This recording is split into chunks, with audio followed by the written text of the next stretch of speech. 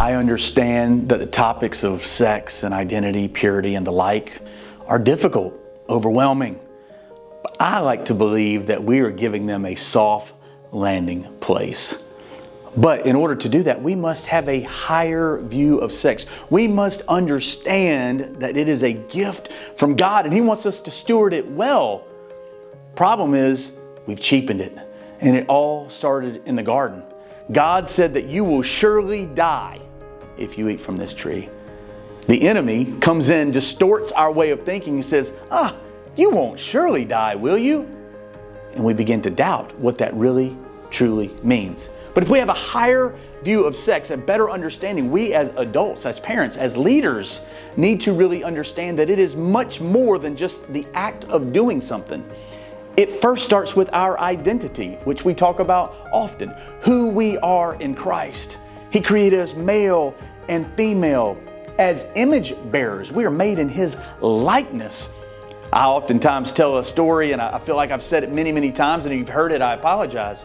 But I remember when my son got his driver's permit, and he came home, and I looked at it, and I remember looking at him and saying, hey, by the way, sex, does it say Y or N?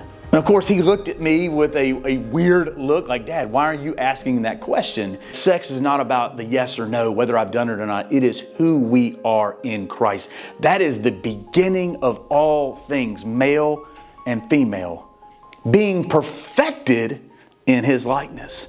If we understand that it starts there, we begin to have a higher view of it. So we understand it all starts with our identity.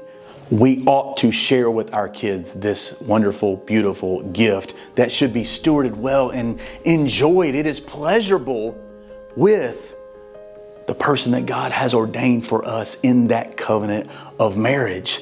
And to, again, like I said earlier, to not cheapen it. So yes, identity, hey, that's what sex is. Sex is about identity before activity. So if we know who we are in Christ, we don't just give away our bodies nonchalantly or the next thing that comes along or whatever feels good, whether we're with someone or not.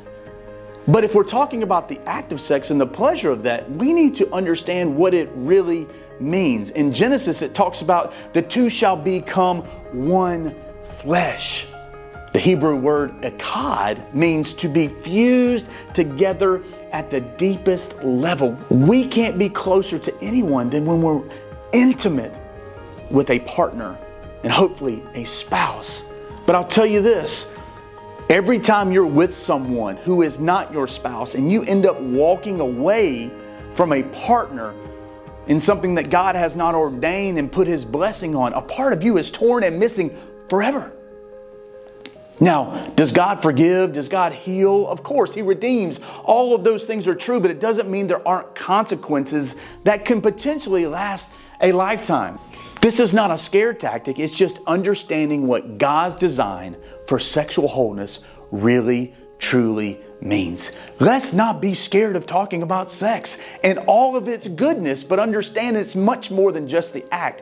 It is who we are in Christ, and when we know that, we steward this body, this temple that God has given us. We steward it well. Bottom line, this is body and soul, physical and spiritual. You cannot separate the two.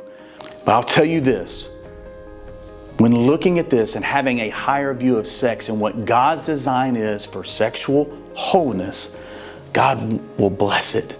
He will honor it. He wants you to be fulfilled. He wants you to have the pleasures that He has ordained for one man and one woman in the covenant of marriage. So let's not be fearful. Let's talk about sex and God's gift and His goodness when it comes to these things. And when our kids start to open up and ask questions, let's talk about the goodness and gift of sex.